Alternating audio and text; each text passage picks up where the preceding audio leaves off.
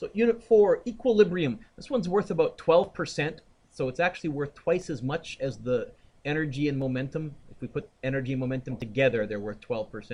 It's actually going to be a fairly short unit. I'm going to be doing it in about 4 or 5 lessons. In other words, we might even have your equilibrium test before January is over, maybe, if all goes well. Okay? Well, the word equilibrium is a fancy schmancy word. It means everything in balance or everything cancels out.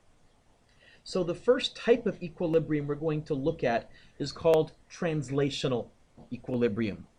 For a body to be in translational equilibrium, the following condition has to be true. What's that a fancy symbol for? The sum of all of the forces is 0. Now there's an easy way to tell that something is in translational equilibrium, because if all of the forces are 0, what's the acceleration? 0. 0. So all of you right now are in translational equilibrium if you're sitting still. Now that's the fancy way. Another way of writing this is the sum of all the vertical forces is 0, and the sum of all the horizontal forces is 0. We are going to occasionally go to components here, Ryan. I tend to think of something, if they give me a complicated diagram, like if it's one object falling, fine. If they give me a complicated diagram, I actually say this. All of the forces to the left have to equal all of the forces to the right, because they have to be in balance. And so left and right would cancel each other out, Tyler. And all of the forces up have to equal all of the forces, help me out here, down. I do that if it's a fairly complicated diagram, and if I've got like 6 or 7 forces, then Justin, what I start doing is kind of making a list. Which ones are up, which ones are down, hey, if they're at an angle, components. And eventually I say, oh, you know what? For this to be true, this mystery force has to be pushing to the left with 2 newtons and up with 1 newton. So left 2, 1 up, and now I've got a vector. I can draw that and find, I can uncomponent it and find its resultant. So example 1. One of the classic questions we're going to give you here, Dylan, is a sign hanging from a string. Well, from 2 strings, 2 cables. Okay? It says, find the tension in each rope if mass 1 equals that big and theta equals 34 degrees. And what I'm going to do a whole bunch during this unit, because it deals with forces, you know what the first thing I'm going to do almost all the time is? Do you remember what we did with forces almost all the time? Free body diagram. Here is not the mass, but where the ropes connect, because that's really where all the forces join. Here is right there. What are the forces acting right there? Get the obvious ones. Gravity. What else? I'll call it tension L for left, and I'll call this one Evan tension, what do you think? Q? What? Oh yeah, R for right. How many vectors do I have there? I'm going to add them tip to tail, tip to tail, tip to tail. But here's the key. Because I know that the total force is 0, what's my triangle going to look like? It's going to be a triangle that does what? Comes back to where it starts. Remember the explosions we did like 1 lesson ago for momentum? That's also why I always do that at the end. It really ties into this. Now this is a fairly complicated triangle because it's got yucky vectors. Whenever I'm drawing a complicated triangle, here's my approach. I always draw the easiest vector first. Look at that diagram. Which is going to be the easiest one to draw? Gravity. I'm going to draw that first. There's mg. Then I draw the toughest vector next. Now both of these are tough, so Sally, it doesn't really matter which one I pick, but since I wrote mg on this side, I'm going to draw this guy next. And then to show that I have a net force of 0, that I'm in translational equilibrium, I'm going to draw the final vector coming back to where I started from, because that's the physics definition of 0.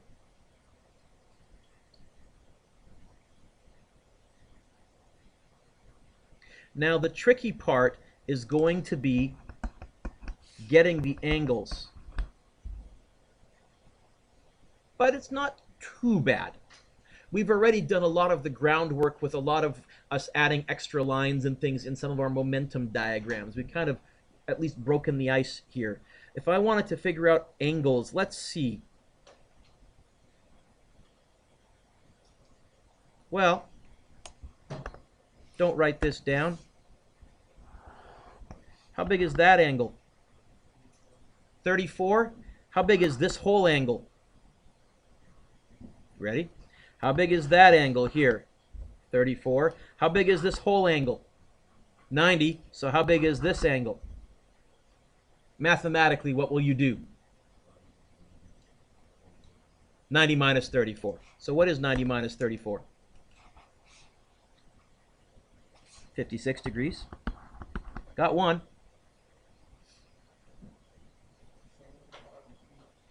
Oh, are you saying that this angle here is 34 because of the Z, and this oh, hang on, Mr. Dueck. Sorry, let me turn on my little erasey line thing. You're saying this here is 34, this here is 34, so this here is 56? I agree. Last one is what? 68? Because every triangle adds to what? 180 degrees? Which is a bit nicer because in momentum we only had one. Here we got all three. Momentum, it was almost always the cosine law. Equilibrium, it's almost always going to be the sine law. Or SOHCAHTOA if you got a right angle. Do I have a right angle here? No. By the way, see those two angles? What kind of a triangle is this if those two angles are the same? Geometry 11. Isosceles, it tells me both these tensions will be what? The same. That's going to happen whenever you have a rope with the mass hanging exactly in the middle of the rope. You're splitting the tension, which is why we hang most stuff that way. You don't have to. We do. So let's find one of these. Megan, which one do you want to find? Tension right or tension left? Right? Okay. And I know the mass, so I know mg. So here's my equation then. Here's the first pair that I know. Sine of 68 over mg equals, and you wanted to find tension right? That's this one. What angle goes with tension right? Sine 56.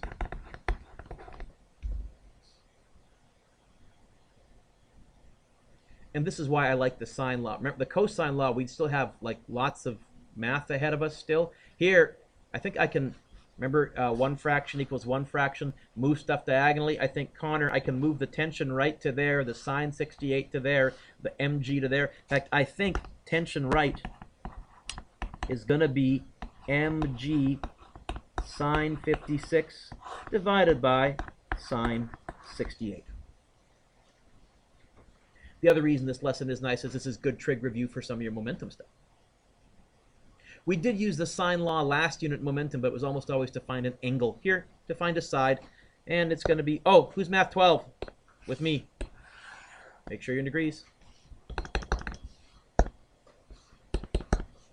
It's going to be 12.6 times 9.8 sine 56 divided by sine 68.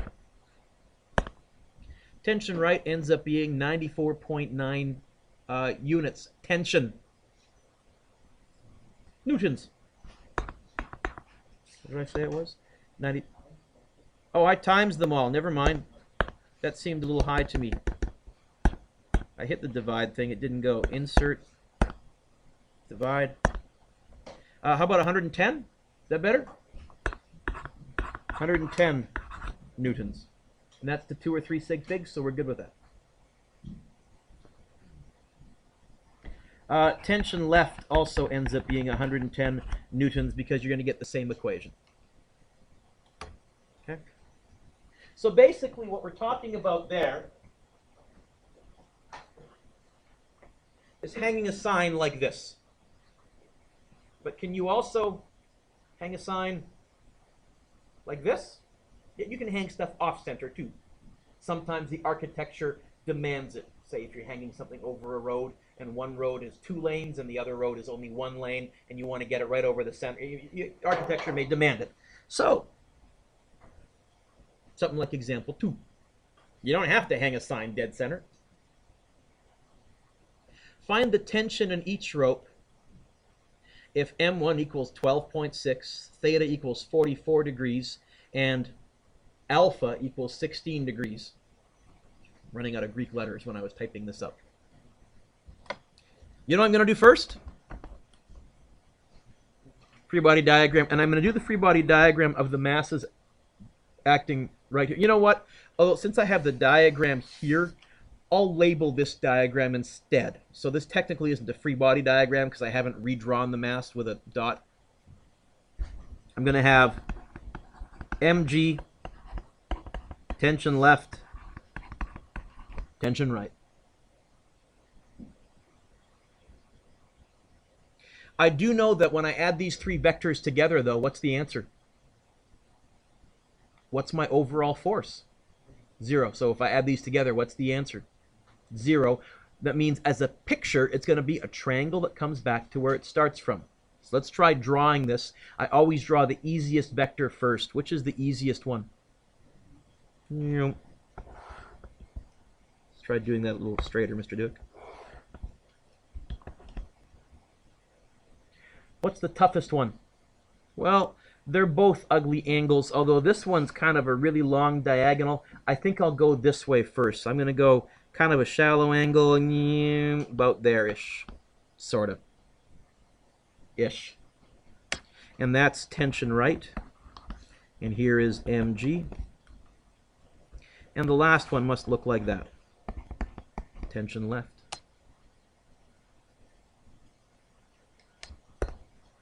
I find, Jesse, the trickiest part in this for kids is finding where the darn angles go.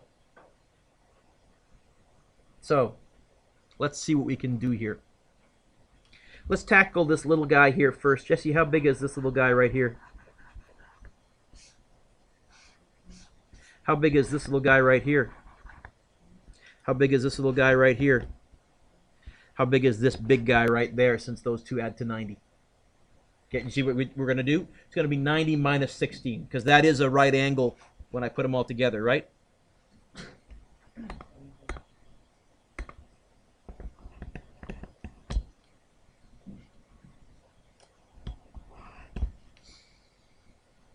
Okay, how big is this guy right here?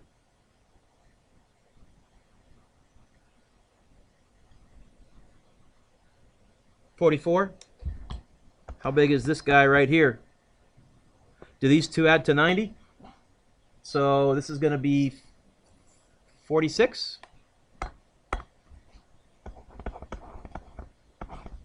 Oh, and why not? Let's find the mystery angle here, because every triangle adds to what? 180. Let's fill it in. Sorry? 60? Even?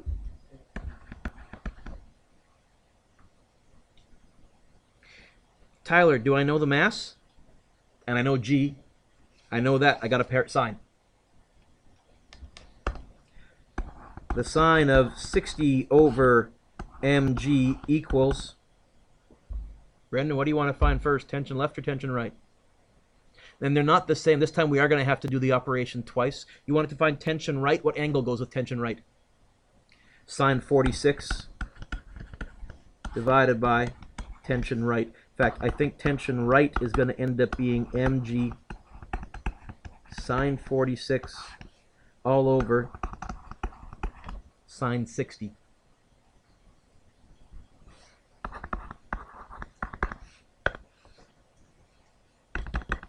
$12.6 times 9.8 sine 46 divided by sine 60. 103 newtons. Now let's find tension left. We'll use the same initial fraction, sine 60 over mg equals. Which angle goes with tension left? 74?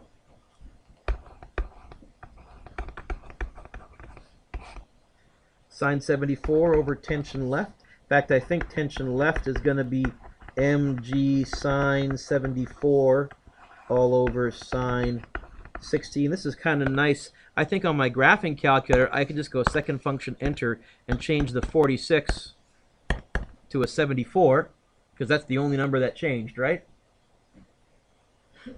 Enter. 137?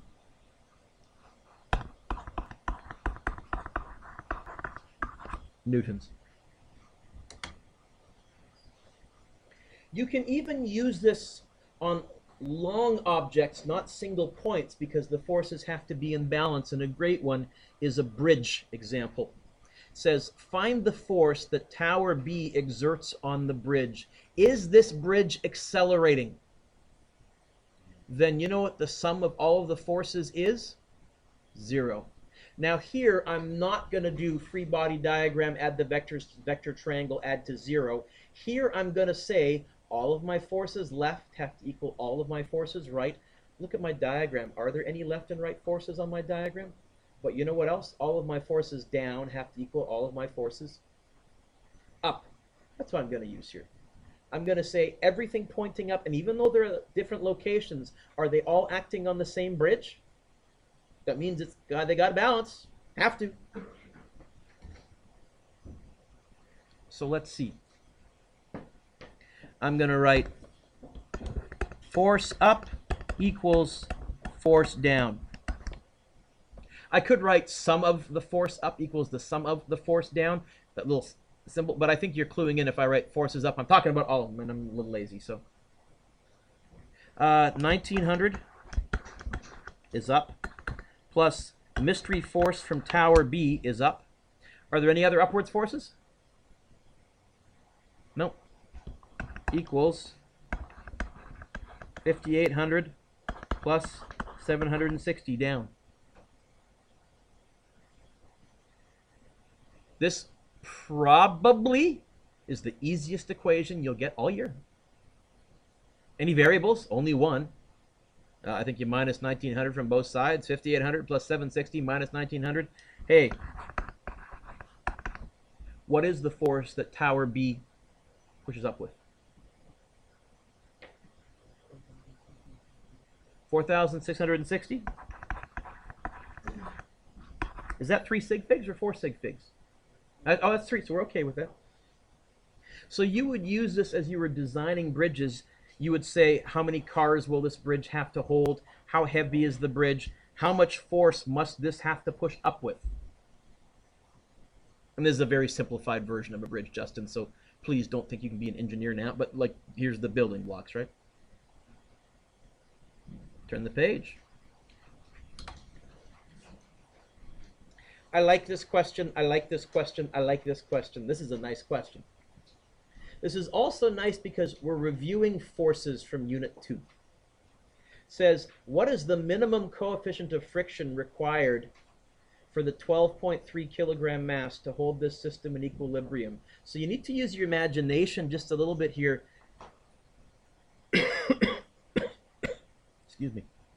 Here, and if we were on ice right here, you know what would happen here? It would go sliding forwards because it would fall down.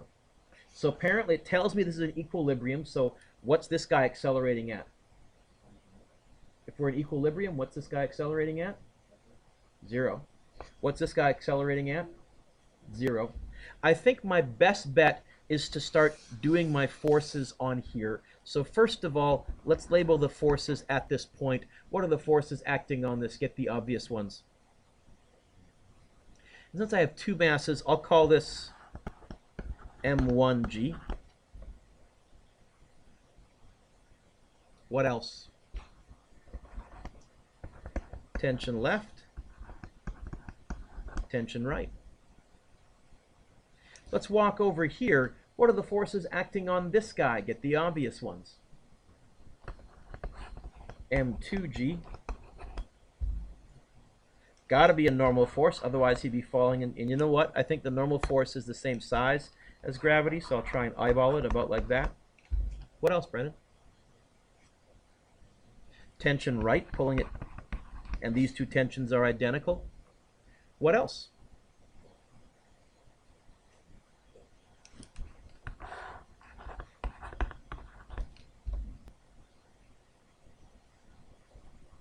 Megan, is this thing accelerating? So what can you tell me about this tension and that friction? Yep, and for some reason I put an R instead of my usual FR, sorry. They're the same. So what does this question want me to find? The coefficient of friction. I think to find that, Sally, I'm going to need to find the friction force, but I can't find the friction force because they didn't give me the coefficient of friction. Friction is what times what? Mu times the normal force. I don't know mu. But I know another force the same size as friction. What did you say it was, Megan? I'm going to find tension right. And you know what I'm going to find tension right from? The left-hand mass. Is that okay? I'm going to find this by solving this little equilibrium diagram. And then once I find this, I'll say I know that. And I should be able to figure out what that has to be. So over here, how many forces do I have gathered at this point? That sounds like a vector triangle to me. Draw the easiest one first.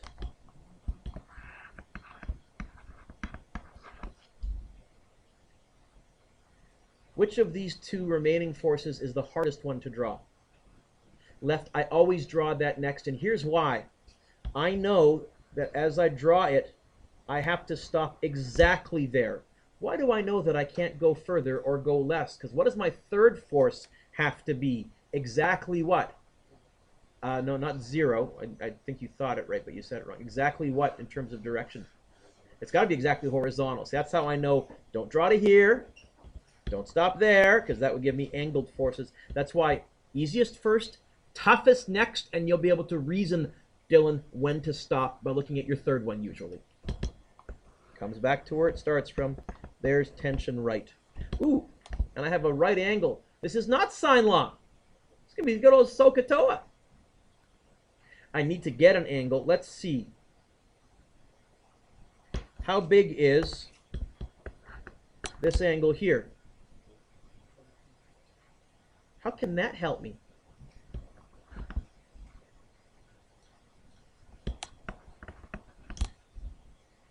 $42. I could also have said, hey, these two add to 90. If that's 42, that's 48. But I usually use the Z rule when I can, if it's not too hard. That lets me use the 42 they gave me, which is probably what they did in their answer key. Oh, by the way, this is tension left. But here's the nice thing. I don't think I need to even bother doing anything with tension left. Because what did we say our strategy was? Megan, you said that friction was the same size as which force? Tension right. Look at my trig diagram here, my triangle. I think I have enough to find tension right. I don't need to bother doing anything with tension left. Because I know the mass. Yes? I know G. I got an angle. Ooh, which trig function is this going to be here and here? Tan.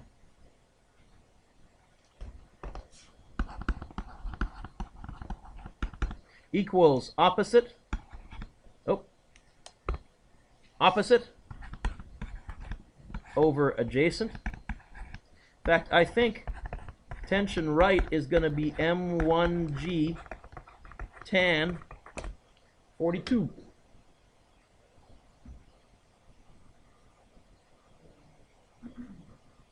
Am I right? Yeah? What is it?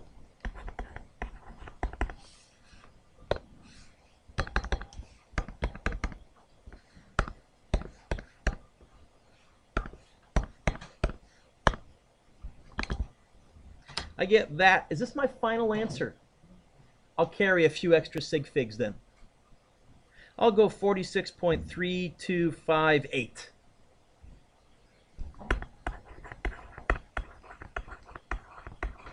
Newtons. Megan, what did you tell me we could now say? Okay, so Megan now says, and she is correct, that friction equals 46.3258. Friction is what times what? Isn't this nice familiar material now? Like, I know this stuff. Friction is what times what? Mu times the normal force. I don't know the normal force. Ooh, but look. I know. Let's write this down. Friction is mu times the normal force. Now, what's this question asking me to find? Mu. How would I get the mu by itself?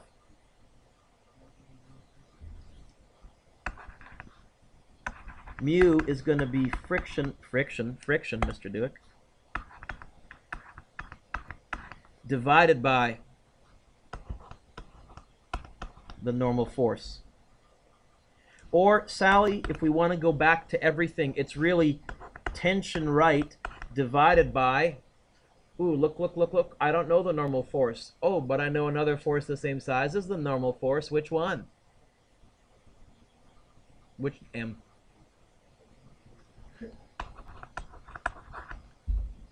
If you want to abstract it, that's really what our whole conclusion has been. Megan saw that tension right and friction had to be the same, and then we said, oh, friction is mu times the normal force. I can find mu if I know friction and I know mg, which I do. So it's going to be 46.3258 divided by 12.3 times 9.8.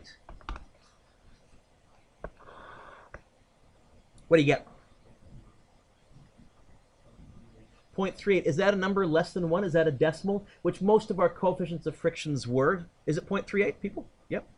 0.38. Units.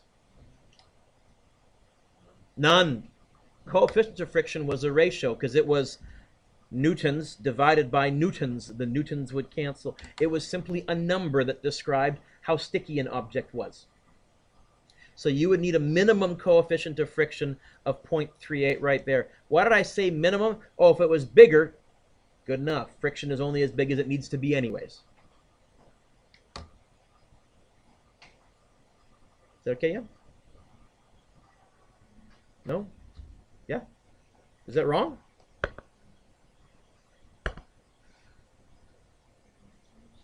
Is the right tension wrong?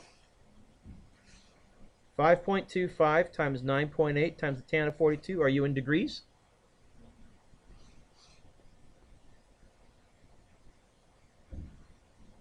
(5.25 times 9.8 tan 42).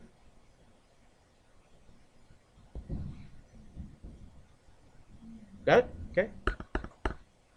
By the way, if you want to know how far behind we are, when I typed this up 2 years ago, what holiday was just around the corner when I did this lesson? Christmas. So we're a little bit behind. We'll try and catch up. Did I show you guys this already? I think I did. Yes? The Christmas card for smart people? Tyler's going, oh, Tyler was sick? Tyler. M. What is 2.71828? What's another way to write r squared? What is 1 over y to the negative 1? What's the square root of x squared? What is force divided by acceleration? What is force divided by acceleration?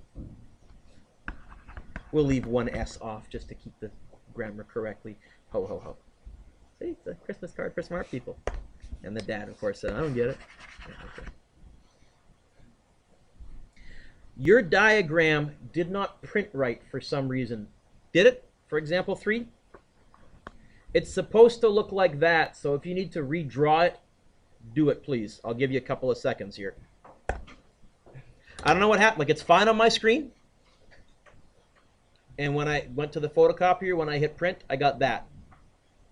Actually, in fact, twice it didn't print at first, so I had to print it to a different printer. So I think this was, I think I've told you, this was originally typed out in Word 95 for Mac. So I think the technology finally, because I'm now on Office 2010, I guess the backwards compatibility is starting to wear down just a little bit. So I'll have to redo that diagram.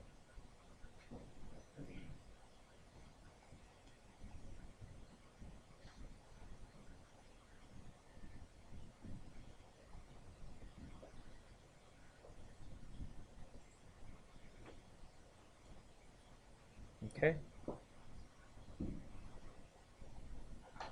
So here we have a mountain climber hanging from a rope. Is he accelerating?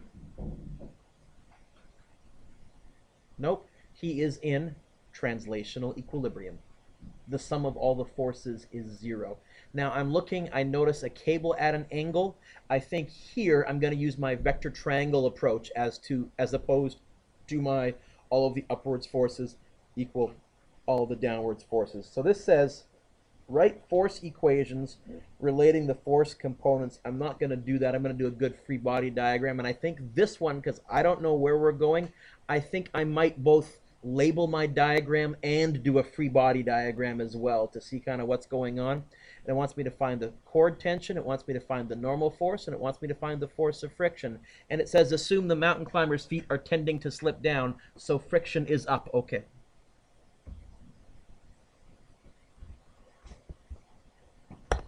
Here's my mountain climber. What are the forces acting on him? Get the obvious ones. Gravity.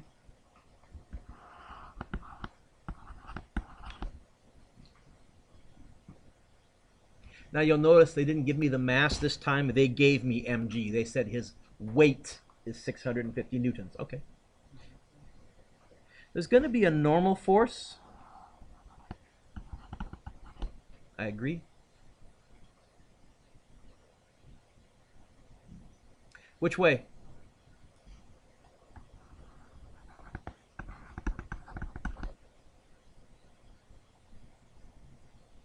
What else? Ooh, tension.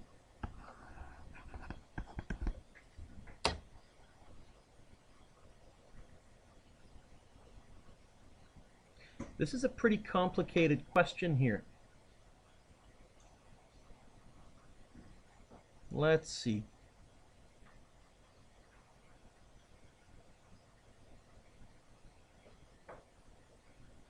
Well, they gave me the coefficient of friction. I know that friction is mu times the normal force. I don't know the normal force. I know mg equals 650. Okay, that's a start. How will I add these four together? Well, this is pretty tough. This is pretty tough because I don't know that, I don't know that, I don't know that. And I'll be completely honest with you. For the first time in ages, I'm blanking out on a question for a second here. Hang on. All right, now I'm back. You know what I'm going to do here? Dylan, because I have four forces, but these are vertical and these are horizontal. Most of them are vertical and horizontal. You know what I'm going to do with this tension? Components.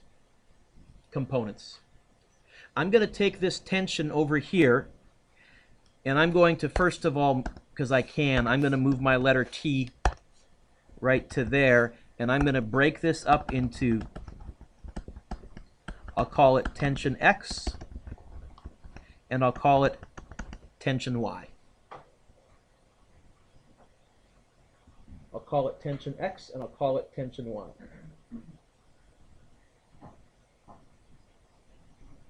Okay, and this is 8 degrees right here.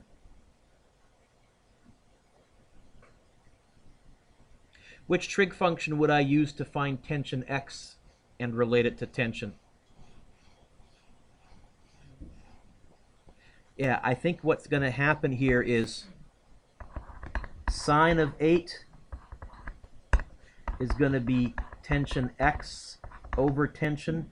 So tension X is going to be T sine of 8 degrees. And you know what tension Y is going to be? Take a look, which trig function? It's going to be cos. And because everything is weird here, we're vertical. This is, I know in Unit 1 it was sine is y, tension y. We can't use that trick here anymore. And I am going to write all my force equations. So in terms of left-right forces, I think we would say this. Tension X equals the normal force.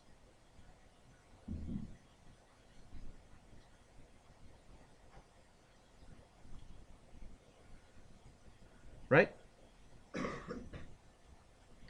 fact, I think I would say this. T sine 28 equals the normal force.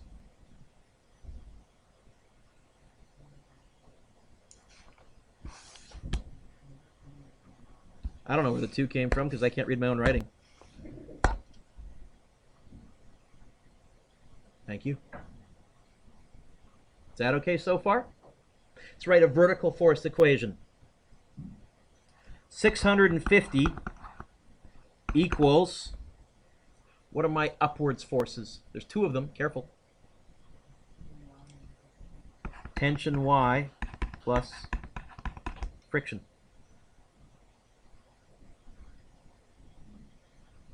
So far, so good. What's tension Y? 650 equals T cos 8 degrees plus friction.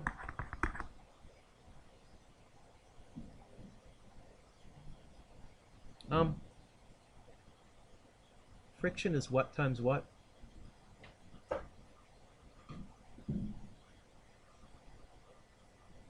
Okay, so I'm also going to write here friction equals mu times the normal force. I don't know the normal force, but look one line above, I know something else that's the same size as the normal force, and this is way beyond it just being mg. What is, look one line up, what is the same size as the normal force? Mu tension sine 8. And what I'm going to do now, plug that into there.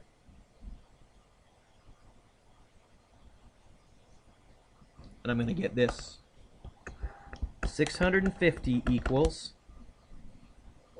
tension cos 8 plus mu tension sine 8. Do I know mu? In other words, how many unknowns do I have on the right-hand side? Only 1. But how many different tension expressions are there, Brendan? It would be lovely if there was some kind of a grade 9 operation that I could pull out of my back pocket as it were. Those of you that are in Math 12 are going, oh yeah, I've seen that before. What can I do to make that a single solitary t? Factor it. I can rewrite this as 650 equals t bracket cos 8 plus mu sine 8. And that's why, by the way, Dylan, they gave me this order. They said you're going to have to find the tension first. I would consider this, by the way, a little harder than I feel comfortable asking on the test, but this is just, to me, a nerdily cool question. It's rock climbing. Tension equals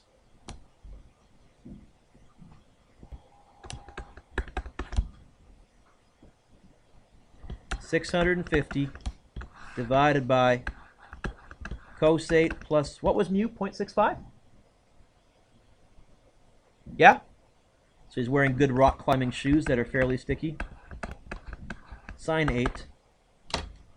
What's the tension in the rope? And I think it should be bigger than gravity because it's taking all of his weight and it's also applying a normal force. It's the hypotenuse. So the answer should be bigger than 650. If it's not, we've done something wrong.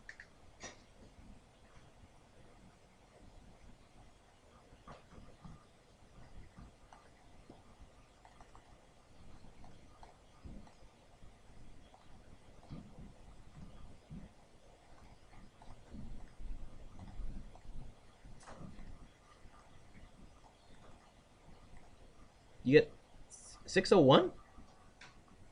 Smaller than 650? Oh, because friction is also pushing up. Of course, friction's taking some of gravity away. Should have thought of that. Tension, 601 newtons. What's the second thing they want me to find? What's the next thing they want me to find? Normal force? Oh.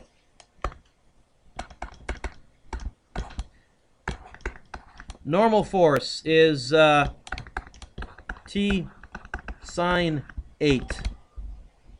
This times the sine of 8.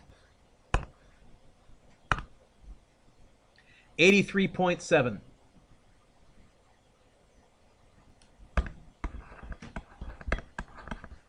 Newtons. What's the last thing they want me to find? Friction, which is mu times the normal force. It's going to be this number here times 0.65. 54.4.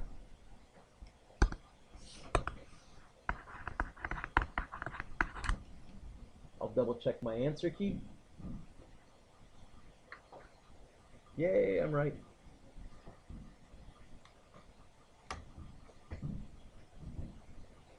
So here's an example, Connor, where components worked much better. But I would also consider this, I would consider this an A+ kind of a question. This is tricky, but nerdily cool. Turn the page, please.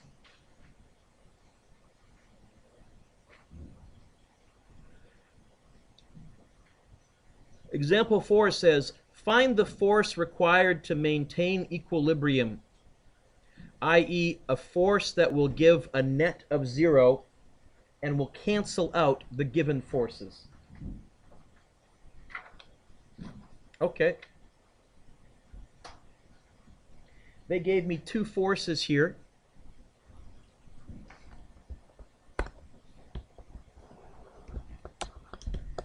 Three newtons added to 5 newtons. How would I show that I want an answer of 0, that I want no net force? Where will my resultant go?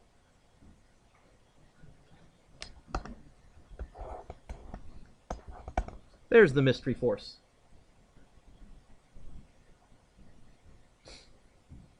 Oh, and how big is that angle right there? 45. SOHCAHTOA? Sine law? Do I have side angle side and the one across from it? You know what this is? Cosine law, which we did a bunch last unit too. What is the cosine law? Well, f squared equals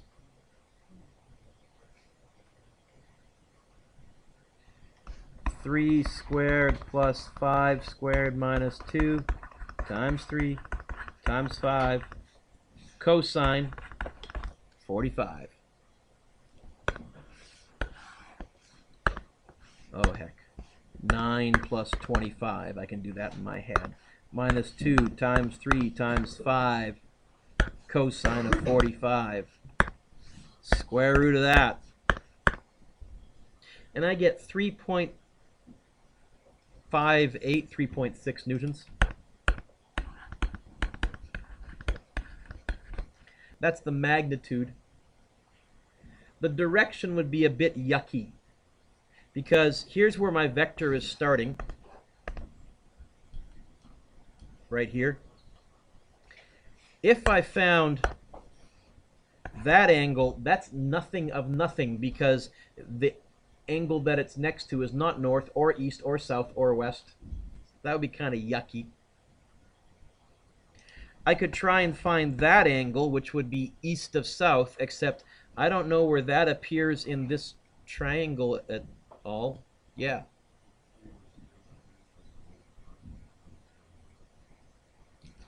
Say that again.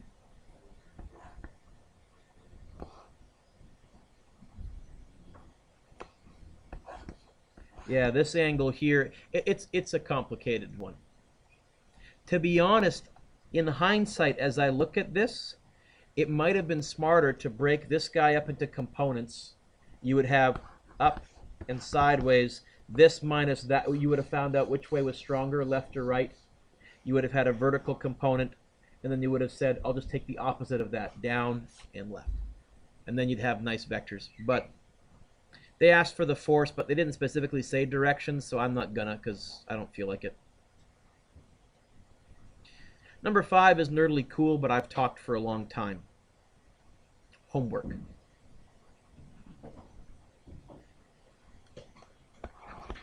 Number 1.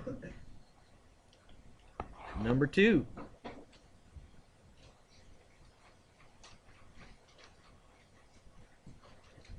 Oh, stuff's still vanishing. Huh. Number 1. Number 2. 3. 4 is good. 5 is good. I guess I could have said 1, 2, 3, 4, 5, apparently.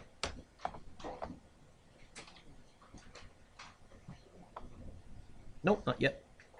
So, we've been looking at equilibrium. One of the things we're going to talk about a little bit is balance.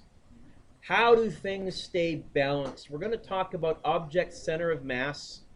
We're going to talk about how to stay balanced. You have to keep your center of mass above your base. But, for starters, here's somebody who knows how to do some equilibrium.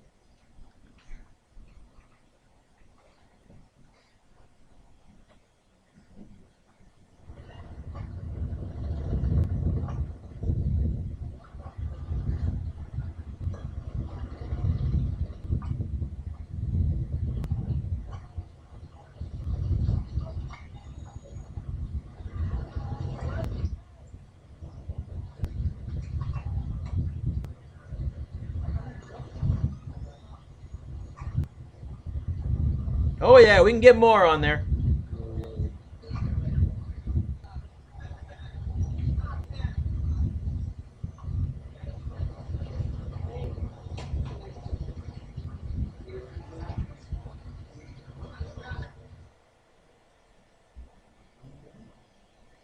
Pardon me?